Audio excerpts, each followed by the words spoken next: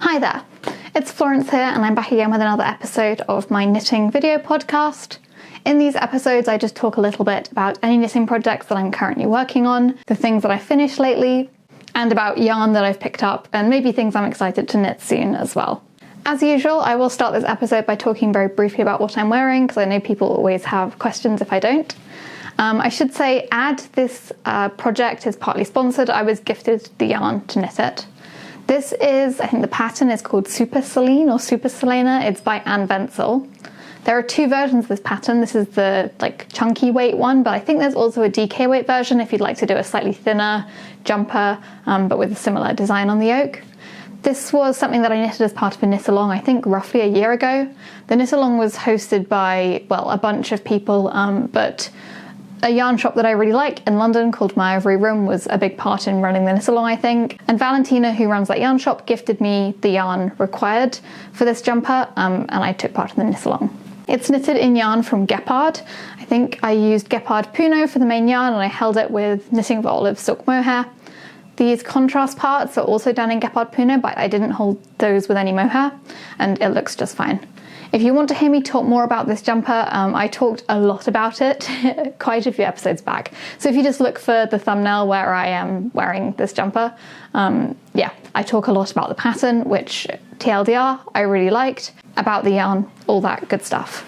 I don't have that much to talk about today, but I think it's because I've been putting a lot of effort into a small number of projects, and so hopefully those will be interesting to talk about at least. And I have also picked up quite a bit of new yarn, so I'll talk about all of that. But I will just go ahead and jump right in talking about the biggest finished object of this episode. This jumper was in a mostly finished state in the last episode. I think I just had sleeves left to go. And I now am pretty much finished with it, and I have been wearing it. This is the Northern Augustins No. 1 by Augustins DK. It's a round yoke, very traditional looking colorwork jumper, has this sort of elaborate yoke and then simple all over colorwork pattern over the rest of the body and the sleeves. I guess I'll talk about the yarn first, then about the pattern. The yarn that I used for this, I used 4 different yarns for this because both the main and the contrast colours I used a DK held with a mohair. This is, I think, supposed to be knitted to something like a 16 stitch gauge. I knitted this quite off gauge, so my gauge is a lot tighter than in the pattern. Although I think you should be able to get a 16 stitch gauge probably from DK and mohair. I didn't, and I was happy with the fabric I was getting. I wanted it to be quite a warm and dense jumper, so I didn't want to go up too many needle sizes and make the jumper less toasty, you know?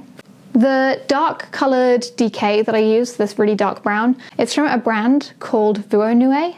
The yarn is called Tilta. I got it when I was in Helsinki last summer. I think people have said that they do ship to the UK. I'm not completely sure about that. But I bought it in Snurra, which is a yarn shop in Helsinki. It's the best yarn shop I've ever been into, so if you're in Helsinki, I really can't recommend it enough. I specifically wanted to pick up a couple of Finnish yarns that I was not going to find somewhere else, and so this was the one that I went for. I really, really enjoyed this yarn. It has a lovely woolly texture, but it's not too scratchy for me. I love the colour. It came in a lot of different, I guess, undyed shades, but this dark chocolate brown is really, really beautiful.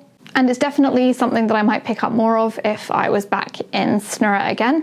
Spoiler alert, I may actually be going back there pretty soon, so I may be able to get some more of this yarn. For the light coloured DK, it's from the Fibre company and it's called Law. I obviously didn't use very much of this because it was just the contrast, but I must say I really liked this yarn and it's definitely something that I would consider knitting a whole jumper from in the future. I think it's British lamb's wool. I don't remember the colour names for any of these because the Tilta has a colour name in Finnish, a language that I definitely do not speak, and the Law I don't remember the name of. The names will all be in the description if you're interested. For mohair I used Isager for the dark brown and Knitting for Olive for the cream colour. I really love both of those mohairs. I don't think one is particularly better than the other. The Isager tends to be maybe a tiny bit softer and I've convinced myself that it sheds slightly less, but the colour range is much worse than Knitting for Olive. So if you're looking for a particular colour, I think Knitting for Olive is probably the way to go. All in all, this is made of 4 different yarns and I loved all of them. I think they're all really great and I would definitely recommend any of them if you can get your hands on them. I'll talk a little bit about the pattern. So this, as I said, is by Augustin's DK. It's the Northern Augustin's #1. So I think the Northern Augustin's is like a line of patterns that are generally colorwork. There are quite a few different ones now. I've also made the Northern Augustin's #4. I know there's one that's like a very explicitly Christmassy Christmas jumper with Christmas motifs on it. But I really, really like the style of the colorwork on these Northern Augustin's jumpers. I guess maybe it's associated with some country, but I wouldn't be able to tell you what it is. I know it's a Danish pattern designer. I don't know if this is a Danish type of design. I really couldn't tell you. But I do like how each pattern repeat is not symmetrical. I don't know if you can see like these pattern repeats of little arms coming out in this direction only. I think that is really, really interesting and not something I've seen on a lot of colorwork yokes. I don't think this pattern has short rows included. It's possible I just didn't do them because I didn't read the pattern carefully enough, but my rendition here certainly does not have short rows. To be honest, I think it would be a little fiddly to put short rows into this because I guess when you're doing a round yoke colorwork jumper like this, the obvious places to put short rows are above the colorwork yoke. I find that really difficult because the fabric for the short rows, which is not colorwork, ends up being a lot more flexible than the colorwork. And so what can happen is, you know, as you move and the colorwork yoke moves, that section with the gem and short rows can get like scrunched up and move about a lot. I'm really sorry if you can hear traffic. I don't want to dox myself too much, but I live somewhere where it's unavoidable that you will hear traffic while I'm filming at any time of day. It's 24-hour noise. The more common place you'd put short rows into a jumper like this is below the yoke, and actually I think that would work fine. It'll be a little bit more complicated because you're still doing this dotty pattern, but I imagine it wouldn't be too hard to continue that dotty pattern through gem and short rows, so it might be something that's worth trying. At least for my body type though, particularly with slightly more oversized jumpers, I don't find that like a jumper, round yoke, colorwork jumper with no short rows is an unwearable thing for me. I think they still look good. I reach for them a lot. What I usually do is just quite aggressively block them with the front of the neck being lower than the back so that it does sit flat without sort of scrunching up at the front of the neck. As long as I do that, I find it works okay. I mean, I don't really have that much commentary for the pattern. I've knitted a couple of things from Augustin's DK patterns now. 2 jumpers, there was one in the last episode as well. I've done a hair accessory before as well, I think. And generally, I think the patterns are fairly well written. They didn't wow me or anything. Like, I remember speaking in the episode where I was talking about this Super Serene by Anne Wenzel. I remember speaking about how I was quite wowed by the pattern and how thorough it was, and how it, for example, told you which colour to hold dominant for certain rows to make the points in the pattern extra pointy. There's nothing like that in this Augustin's pattern. It's a very standard follow the chart colourwork jumper. I don't think that's necessarily a bad thing though. I like a pattern that I don't have to think about too much, and I really did enjoy the process of this. I don't think I made any modifications, but obviously I did do half twisted rib. Actually, I don't know if it is obvious. You maybe can't see because it's such a dark colour. I did half twisted rib on this instead of regular rib. It's just a preference thing. I thought it would go well with the look of this jumper overall. So yes, that is my Northern Augustin's #1. I'm pretty happy with it. Overall, I recommend the pattern, the yarn, all of the yarns, everything about it. It's a good project.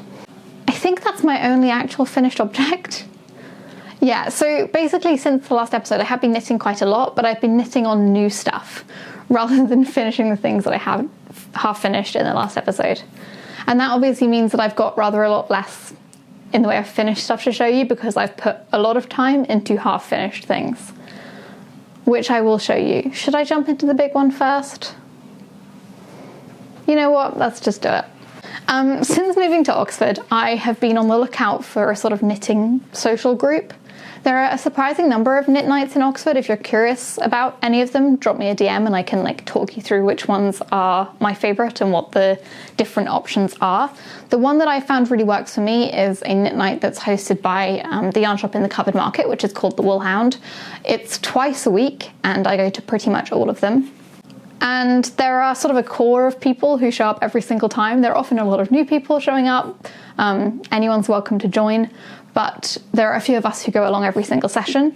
And I suggested that maybe we should do a knit along. Like, it would be really cute, since we all sit and knit together twice a week, if we all knitted matching jumpers so that we can encourage each other and help each other out, particularly with a pattern that's a little bit more ambitious.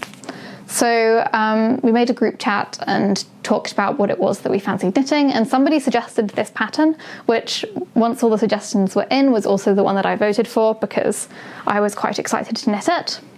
So this is a pattern by Sari Nordland. Sari Nordland has a lot of very beautiful lace and cable and colourwork patterns. I have quite mixed feelings about her patterns in general. Like, I've had good experiences with them, I've also had not so great experiences with them, but this was so beautiful I had to give it a go. So this pattern is called Belle and Sebastian. It's by Sari Nordland, and you can see I am just getting to the point where I need to start doing the ribbing on the bottom of the body. As usual, I'll talk about the yarn first. I picked up this yarn from the Oxford yarn store. I just went into the Oxford yarn store. I was looking around to see if there was anything that particularly caught my fancy. I know that the other people at the Knit Night are using a West Yorkshire Spinners Aran weight. My gauge is a little tighter, so I think I need something a little bit chunkier than that. I believe this jumper is supposed to have a 16 stitch gauge in the moss stitch sections. Originally, I wanted to use the Fritted Garn from Sandnes Garn because I know that I really like that, but I don't think any of the pale colours were in stock. I didn't want to waste a lot of time and effort doing an all-over cabled jumper in a dark colour. So I was just walking around the shop seeing what there was, and I ended up finding this. This yarn is called Zagal, and it's from Rosa Pomar. I have also a love-hate relationship with Rosa Pomar yarn. The ones I've used in the past are Vovo, which is a sport weight wool, which I will also be showing for a different project later in this episode. That's lovely. And Mondim, which is a sock yarn. Mondim is sold as like a polyamide-free 100% wool non-superwash sock yarn. So a lot of those sort of non-superwash people really love it. And I am a non-superwash person. Like, I love a non-superwash yarn. The problem is the Mondim just did not hold up to daily wear for me. I think I wore the socks that I knitted 5 times before they had a hole in them, and I darned up the hole, but I'm still really cautious about ever wearing the socks because I worry that, you know, more holes will start popping up as soon as I start wearing them again. For what it's worth, I thought the Mondim was really lovely yarn. If I was knitting something that needed light fingering weight wool, I would maybe reach for it again, but it just wasn't suitable for socks, for me at least. But for a jumper, I think Rosa Pomar has a lot of really lovely yarn options, and this one is kind of interesting. What does it say about it? Zagal is a knitting and crochet yarn produced exclusively from the wool of Portuguese merino sheep. Did I say Rosa Pomar wool is all Portuguese? It's all Portuguese. It's an indigenous breed found in the south of Portugal, especially in Alentejo. The merino breed originated in the Iberian Peninsula, possibly before Roman times, and has always been highly prized by its finesse and softness. For centuries, this Iberian wool was traded all over Europe, while merino sheep were subject to strict laws that kept the breed exclusive to the peninsula. It's 100% merino. You're supposed to knit it on 6 to 7mm needles. For what it's worth, I think that if you did knit it on 6 to 7mm needles, you'd have a relatively open knit. And it claims it knits up to a 14 stitch gauge. As I said, I'm going for a 16 stitch gauge, and so I'm knitting with it on 5mm needles. That does make this quite a thick, dense jumper with a lot of structure. I think that will be okay. If it's not, then that's on me, and that's my own mistake. 175 meters per 100 grams, I guess. I think this is a 100 gram ball. This yarn is pretty expensive. I think I bought 7 of them and I spent 90 something pounds, which to me is quite a lot of money for just a merino, but obviously it's from a smaller yarn brand. I don't mind paying that much, I guess. However, I do have some gripes about this wool. Firstly, the number of knots. The number of knots has been pretty extraordinary. Often I'll be knitting sort of 1 to 2 meters of yarn and then I'll find another knot, which is driving me completely crazy because I have to splice them out every time I come across one. I think I had like 6 knots in my first ball of yarn. It was a lot. Some other balls didn't have nearly as many knots in. It seems to be quite hit and miss, but overall there have been a very, very large number, probably more than any other yarn I've tried in my, 5 years knitting. My second problem with this is that the thickness is very variable. I don't mean that just like it's a thick and thin sort of yarn. Like, I guess a lot of yarn, you know, you'll be knitting with a thicker part and then a couple of meters later you'll get to a thinner part. This yarn is sort of variable in thickness over a much longer length. I feel like this is not going to show up at all on camera. Yeah, no, it shows up better if you hold it up to the light, then you can really see. But there was a point around here on the body where I joined a new skein and it went from being sort of a chunky weight to like a sport weight or light DK weight, and it's actually quite visible on the jumper. Like, I think if I wore something dark underneath it, you'd see that that new skein is so much thinner than the last one, and it leads to the knit being a lot more open in that section of the jumper. I think that would probably not be a problem if you were holding it with mohair, but I'm not. I'm knitting with this yarn alone, and so it does bother me at least a little bit. The texture of this yarn is really interesting. It's extremely dry.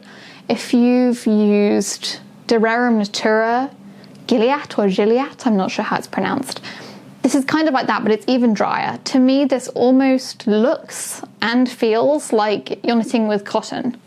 But it's all merino, which I think is really interesting. To be honest, I don't mind that at all. For a jumper like this, for a really classic cable jumper, I think it's a pretty nice texture.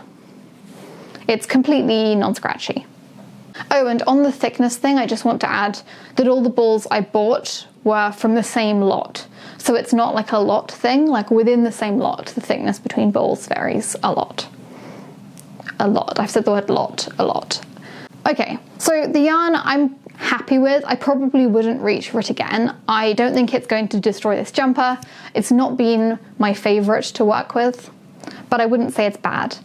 There is other yarn from Rosa Pomar that I like much more. So this is what the jumper looks like. I'll just hold it a little bit closer so that you can see the details. It has a few different types of cables. This big centered one, these ones are like a faux cable situation, and then moss stitch underneath the arms. This jumper has a drop shoulder construction. I guess drop shoulder is probably the term. You start at the back of the neck and then you increase outwards to shape the back of the shoulders, and then you pick up stitches to knit the front and join it under the arms. It's a pretty standard construction for a jumper like this. I enjoy it a lot. The cable repeat on this is really easy. Some of the people who are knitting this, it's their first time knitting a cable jumper. I think this is a really good cable jumper to start with, just because all of the cables are fairly easy and it's very easy to read your knitting and to figure out what you need to be doing each row. Like, you don't need to keep track of what row of the cable chart you're on, and you don't need to count a lot. Basically, you cable every fourth row. And because you're cabling everything on the fourth row, it's very easy to keep track of. It's not like, you know, sometimes when you're knitting a cable jumper and you have multiple charts of different lengths and you have to keep track of where you are on multiple different charts. This isn't one of those. This is super easy. I like the mix of the like full traditional cables with the faux cables, which they have, I guess, like a lace eyelet in the middle of the cable. I don't know if you can see. I think they add a really pretty sort of feminine touch to the jumper. Looks really nice. The pattern style, it's all very clear. Sari Nordland is like a very big professional designer, so the patterns are very well edited and clear to follow. My one complaint, this is a very specific complaint. I hate when patterns tell you to pick up a certain number of stitches for the collar and don't tell you the frequency with which you should be picking up stitches. I'd much rather a pattern says pick up 2 stitches for every 3 rows than say pick up 92 stitches around the collar. You know what I mean? The best is obviously to be given both a total and a frequency, but the frequency is so much easier to work with. I think this collar will need some elastic, but I didn't count the stitches because I didn't want to, so that's probably on me for picking up too many. But I just did a regular folded collar. The other issues I tend to have with Sari Nordland patterns are, 1, the sleeves for me are usually too skinny relative to the body. I don't like jumpers with wide body skinny sleeves. I've said this a million times on this channel. Some of the biggest pattern designers, I don't want to say offenders because this is completely a personal preference thing. My favourite things knitwear is terrible for it. Not on all her patterns, some have wide sleeves, but the sweater number 11, I think it's sweater number 11, one of the most famous and popular ones, terrible wide body skinny sleeves situation. never look closely enough at project pictures on Ravelry to figure out in advance whether I need to modify it to make the sleeves wider. Sari Nordland is another. I was doing a knit along for the book club cardigan, which I still haven't finished, and I should really go back and finish because I think it will be beautiful. And almost everybody in that group chat was modifying the pattern to make the sleeves wider. I also often find that the yarn quantity estimates in Sari Nordland patterns are off. It's the only designer where I have consistently had to go back and buy more yarn to finish most of the time. And that's even accounting for the fact I often make the sleeves wider. Like, even the times I've knitted these patterns without modification and kept to gauge, I've still run out of yarn. I've test knitted for her before as well, and I ran out of yarn then too and had to buy quite a lot more. The thing is, Sari Nordland patterns are so beautiful that I just keep buying them. These are relatively minor complaints. I generally will make sure that I use a yarn that I can easily pick up more of if I think it's going to be kind of close. And with this, for example, I have left the armhole depth a bit longer than it says to in the pattern. Actually, I still think this is going to be a relatively slim sleeve, but I think it's quite a slim fitting jumper too, so it probably won't be the end of the world. All in all, I really like how this jumper is looking. I think it's going to be really beautiful. We'll see how this sort of density and structure that the yarn gives looks in the final piece, but I think it might be quite cute. Like, I don't mind a traditional cable jumper like this being quite structured. Overall, I would definitely recommend this pattern even if you're a first-time cable knitter. It's much easier than you think it's going to be. Also, the gauge means it knits up really quickly. So if you're looking to knit a cabled cream jumper, I think this is one that you'll be surprised by how quickly it comes together. I feel like these things where you have to work repeats over the body also end up working up quite quickly because you have sort of milestones for completion, you know, like each pattern repeat you feel like you've achieved something, whereas if you're just doing a big stockinette or rib body, you work for ages and it still kind of looks the same. And it is really fun working on jumpers along with other people, so doing an in-person knit along is fun and I recommend it. I am going to be doing an online knit along as well, which I will talk about at the end of this video if you're interested, but that will be a little bit different. This is not very exciting, so I'll talk about it quite fast. I'm doing a sock. I showed this yarn in the last episode. This is from Novita. It's called Nummi, and I think it's like a pretty cheap tweed. It says Aran weight. I think it's more of a DK sock yarn. It's wool and nylon. With Novita sock yarn, which I've used quite a few times before, I've used Novita Vanilla. I've used the Moomin House yarn. I got given a bunch of that for a sponsorship once. And this one is, I think it's called Seven Brothers. I'm not sure what the Finnish name for it is. This yarn, I feel like you get what you pay for. It's cheap, it's a decent, cheap sock yarn. I like the fact that they have a really wide selection of thicker sock yarn that contains nylon, because often when you're knitting chunky socks, it's a little bit harder to find yarn that's sold as sock yarn and has nylon content that's also really thick. This is a great selection. They have like a plastic-free version, a very cheap regular version, and this tweed one also comes in a bunch of colours. And I got it because I was repairing some socks for a friend who had absolutely worn through his socks. I decided they were not repairable, and so I ended up cutting the feet off and knitting new feet on them. And so I bought this yarn because it was, I thought, the best gauge match to that particular pair of half-finished socks that I was refinishing. And so I also got some for myself because I have found that this winter I've been wearing my thicker Aran or DK weight socks a lot more than any of my other hand knit socks. My flat is very cold. And so I thought I'd make some more because I don't have very many, and they are very quick to make.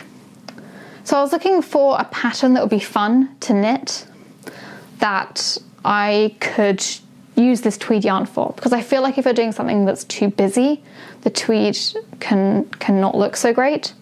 I'm going to have to look up the name of this pattern. Okay, they're just called the Hari socks. I'm pretty sure they come in a fingering weight version as well as this DK one. All the patterns will be linked in the description if you're interested. So this is what the pattern looks like. I think it's really pretty. It's very fun. It's like a 20-row repeat, so I am following the pattern. I mean, it's quite intuitive. Like, I think if you took the pattern away, I'd survive, but I do have the chart open in front of me while I'm knitting this. I don't know what else to say. It's working up really quickly. I'm using 3mm needles. This Novita yarn does suggest 3.5mm needles.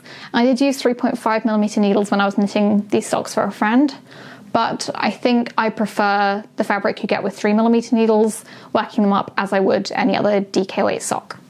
Yeah, these are 50 stitches, which I think is okay for me. Most of my other DK weight socks are 48 stitches, 50 works too. I know I keep casting on socks and not finishing them. This pair I will finish. I know I keep saying that too, but I will actually finish this pair. And moving on from that to something that is slightly more interesting, or at least I think it's more interesting. Mittens. I have a mitten addiction. Like last year I was making a lot of socks. This year I'm making a lot of mittens. This is another pattern from Maya Åkerström. I have modified it quite a bit, so I do have stuff to talk about when I'm showing these. So they look quite standard from the back. Nice design, which I'll talk more about in a second, but they hide a secret, which is that I can eject my fingers from the front. So like if you're on holiday somewhere cold, you need to look at a map, you can just use your phone like this. I don't know, I was just feeling experimental and like I wanted to do something a tiny bit different.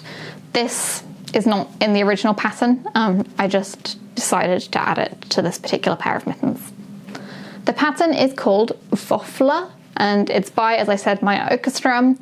I've knitted quite a lot of pairs of mittens from Maya Åkerström. I generally really enjoy the patterns. The Alma, which I've showed a few times, I actually don't think I ever showed this pair. You've probably seen my like dark blue Alma mittens. I also have this red pair. This is a pattern by Maya Åkerström, and it's my favourite mitten pattern. I've noticed that a lot of you guys who watch my episodes have been making these, so yeah, this is your sign to make these. They are really wonderful. I wanted to make some more sort of fine gauge mittens, and this is the pair that I went for.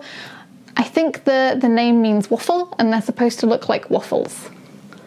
Hopefully you can see that. It is a really pretty design. As usual, I've just done my standard cuff, which is not the one in the pattern. So it's 2x2 rib, corrugated rib. It looks so stupid on over my Apple Watch, sorry about that. And I put Latvian braids at the start and end of the cuff. I do 10 or 11 rows of corrugated rib, like one setup round and 10 rounds of corrugated rib on the Alma, which is like a DK or worsted weight. With these ones, I did 15 rounds for the cuff. In terms of modifications, I modified the thumb. This is one of those mittens where the thumb is like positioned like this on the mitten. I've spoken about this before. Like you put the same number of stitches on hold for the thumb as you cast on. And so the thumb is sort of aligned with the mitten, as opposed to the Alma and this pair as I've modified it, where the thumb sits out like this because you have more stitches that you put on hold from the thumb gusset than you cast on. So the thumb is supposed to have a sort of more interesting design with V shapes on it. I just scrapped that because I couldn't be bothered to rechart it. So I changed the chart for the inside of the hand to have more stitches outside of the thumb gusset. And then I also increased the size of the thumb gusset, and I cast on fewer stitches when I'm continuing after the thumb. For the thumb, I just did like 1x1 colour work. I think that's what you can call it. I think it looks nice. The resulting fit is really good. I did say before that I have very large hands, so I have to modify mitten patterns most of the time. With this, I'm using a thicker yarn than the pattern calls for, and I'm using a bigger needle than the pattern calls for. I don't remember what needle size the pattern calls for, but I'm using a sport weight yarn on 3.5mm needles for this part and 3mm for the cuff. And this is supposed to be a fingering weight mitten. I do have a fairly tight colorwork gauge, so maybe like one of those is accounting for the fact my hands are large and the other one's accounting for my colorwork gauge. I have to double compensate to get them to fit me. The fit is really great though, like they're quite snug, the length is basically perfect. But they don't stretch across my palm. In terms of how I did this opening, I wanted quite a large overlap because I didn't want any cold wind to get in. These mittens, they're not really convertible mittens in the traditional sense. Like with convertible mittens, they're sort of equally convenient to wear with your fingers inside and your fingers out. These mittens are definitely optimized for fingers in wear, like it's a little bit inconvenient to wear them with the fingers out. I'm not going to add a button or anything, and because the overlap is so big, I don't know, it's a little bit awkward in this part to have your fingers out. But I'm very happy with it, it works for my purposes. Basically, once I got to the point where I wanted to add this gap, I put all of the stitches on the inside of the hand on hold, or I think not quite all of them, I left a few at the side. And then I cast on new stitches, the same number that I put on hold, and I carried on. So you sort of end up with like a slit in the mitten where you want the opening to be. Then I took the stitches off hold when I was done with the rest of the mitten and did 6 rows of rib, and I bound off, and then I picked up stitches along the top edge of the opening and I did 6 rows of rib and bound off. And then I sewed the edges of the rib down with mattress stitch. Yeah, so in theory the overlap should be 2 times the length of the ribbing. In practice, it basically overlaps by the length of the ribbing because it's going to be a bit more open in the middle of the mitten. I hope that rambling made some sense to you if you're interested in doing something similar. There are a lot of different convertible mitten patterns out there. Obviously it's a little bit trickier when I know that I don't want to disrupt the pattern on the mitten at all, so I don't want to like pick up stitches to add to the top part of the mitten. I think they look pretty good. This is unblocked, by the way, so this will look much nicer and be much more flat and relaxed once I have blocked it. My colorwork tends to look quite wonky until it's blocked. So yes, that's mitten number 1. I have mitten number 2 still on the needles here. The yarn that I'm using is also from Rosa Pomar, so 2 sets of Rosa Pomar yarn in this video. This is Vovo. I have used this yarn before, so I actually still haven't finished it. I did a knit along to knit some vintage Daler of Norway ski jumpers. I actually still haven't finished mine. I haven't unpacked it since I moved house, so I really should unpack it and finish it off ready for next winter. But the yarn that I used for that is also this yarn, this Rosa Pomar Vovo. This is 100% wool. It's just Portuguese, non-superwash yarn. It's really, really nice, and I would say it's a thick fingering weight or possibly a sport weight. I think it claims a sport weight gauge. Yeah, 20 to 23 stitches, but this really isn't anywhere near a DK. I really, really like the packaging on this one. I'll try and get it to focus. It's got like a cool tattooed grandma hugging a sheep. It's wonderful. Here is the cool tattooed grandma knitting. As the guy from Penguin Books said, like, good design doesn't cost any more than bad design. You should package your yarn like this because it makes me really happy. The colours I have, I realise I haven't been saying colours for anything in this video, but this is colour 1 and this one's 20. I think those are the colour numbers anyway. It's written in Portuguese. I very much do not speak Portuguese. But yeah, that yarn I really recommend. It's really lovely and it comes in a beautiful selection of sort of pastel and muted colours as well as some deeper jewel tones as well, not just like undyed and neutral colours. Okay, I think that's all for my projects that I have been working on a lot recently.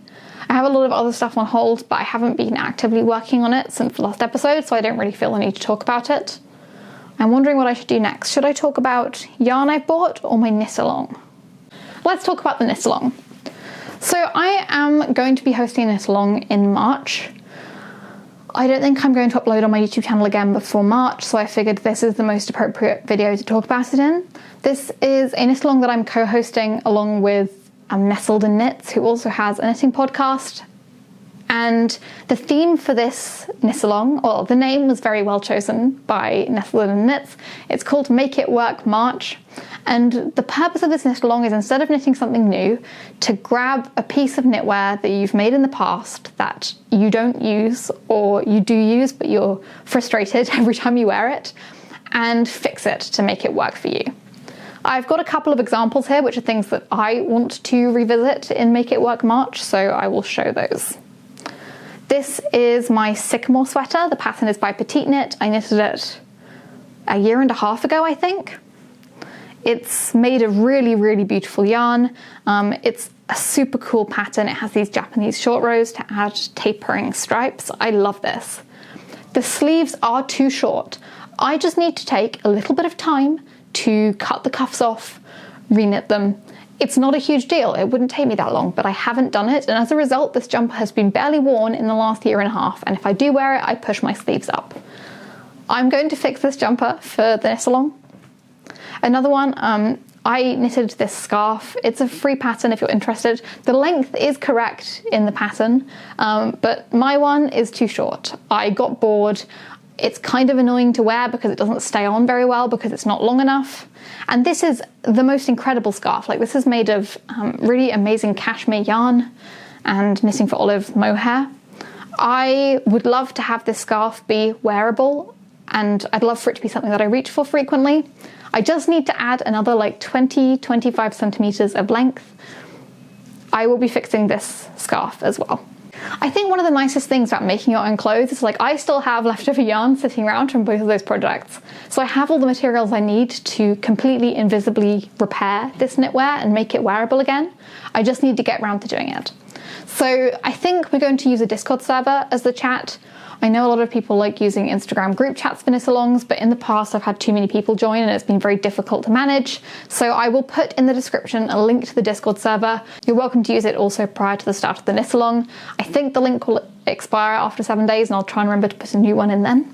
I also want to film a video for this channel where I show my process, fixing a bunch of different knitwear, hopefully these two and some others as well, just for anybody who's intimidated by like cutting up knitwear and unraveling stuff. I think it's useful to see how other people fix this stuff, so I will be doing that.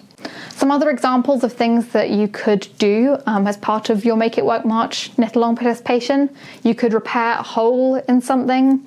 You could fix a mistake that you've made, like maybe you cabled the wrong way somewhere and it bothers you every time you wear it.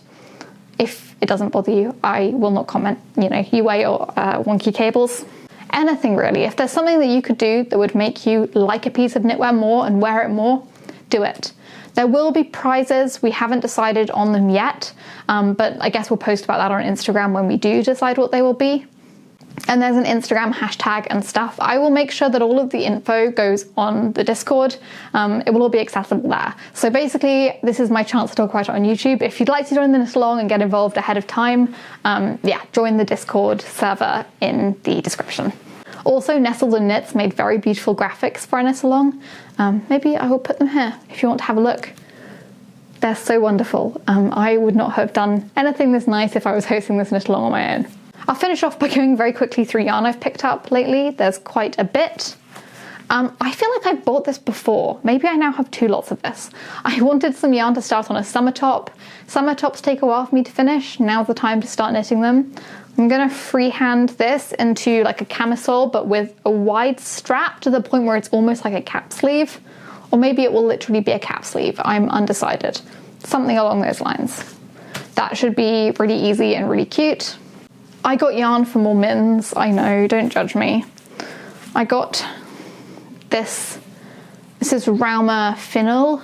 I got this because I really want to try making some of the sort of finer gauge fingering weight, more traditional looking mitten patterns, which is why I went for very traditional colours as well. There are a lot of patterns by Maya Åkerström that would fit my vision. I think one is called Himmeli and another one is called Januari. They will be linked in the description in case you're curious about the sort of thing I'm thinking of. Or no, I'll put a picture here of an example in case you want to see. I'm not necessarily going to do this right away. It will probably be something I'm working on for next winter. But I'd like to expand my mitten horizons and keep on challenging myself to make different mittens. I've been so interested in knitting like a proper pair of Latvian mittens that are very fine gauge and also fully lined. If you know the account Code of Mittens on Instagram, I will also, hopefully if I remember, link that in the description. They just have the most amazing selection of really beautiful Latvian mittens that I think seem really challenging and fun to knit. I really want to try out some of those. This is for more mittens. This isn't new. This is left over from a hat that I made. I have been wearing this hat the most this winter, but these are Sandnes Garn Pigint and they're new. Colour 6050 for the blue and 1012 for the cream. In the last episode I showed another pair of mittens called the Margrethe mittens by Knitlid, and they are hosting a knit-along for any of their Margrethe patterns, and so they asked if I would participate. Again, I bought the yarn myself, I'm not being sponsored. They just asked if I'd like to participate in the knit-along. I made those Margrethe mittens for a friend. He really liked them, they fitted really well, they were a big success. I would like a pair for myself. I can't put a picture here because he hasn't sent me one, despite me asking a bunch of times. If you're watching this, send me a picture of the mittens, please. But yes, I wanted to pair for myself. I'll be knitting these as part of the knit along. If you'd like to make a pair, feel free to join as well. My vision for them is that I'm going to do them in this blue and white, just 2-color colorwork. And then this pink that I have left over from a hat, this is Double Sunday, color 3521. It's kind of salmony pink. I'm going to duplicate stitch centers onto all the flowers like I did on the Margareta mittens that I showed in the last episode. And I think that if I have mittens in these 3 colors, they'd pair really well with this hat. I find that this hat is a slightly awkward colour in that it doesn't really match anything else in my wardrobe. I have a lot of sort of blue and red knitted accessories, but this hat is pink. So I think doing some nice blue mittens that match the hat would be very sensible. At the end of this month, I am going to Finland. I wanted to go on holiday somewhere cold, and I really enjoyed going to Helsinki last summer.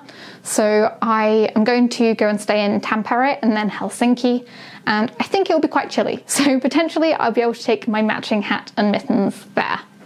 And then the last yarn that I picked up, I really want to knit a striped raglan cardigan with a collar, like a fold down collar. So I grabbed some yarn for that. I really love teal and beige together. The 2 colour combinations that I really love right now are like a more cool sky blue paired with a brown, and then also teal and pale beige. I have this old tote bag which is conveniently sitting here with yarn in it. This is like an older reusable shopping bag from Marimekko. It's filthy, it's really old, don't look at it too closely. But I love this colour combination. And so I was going for something similar when I picked these up. These are Isager Jensen. Colour is 11S for the teal and 6S for the beige. I've used this yarn quite a bit before. I generally really enjoy it. I think it's quite expensive for what it is. Like, if you wanted to knit a jumper in DK weight wool, this would definitely not be the cheapest way to do it. But it is nice yarn, so if there are colours you like and if you have a slightly higher budget, you know, I would recommend it. All of this yarn I bought myself with my own money, nothing is sponsored. I did also get a pattern magazine, but I can't be bothered to walk and get it to show you, so I'm not going to show that right now. I'm connected to my microphone and I've already got it once for delivery. So I'm just going to finish off this video. Thank you very much for watching. I hope you enjoyed this episode. Do feel free to join the Discord server for the knit along. Even if you're not completely convinced you'll join, it's going to be a friendly Discord server full of knitters, so it's there if you want it. I think that's everything. I'll be back again soon with another episode. Goodbye.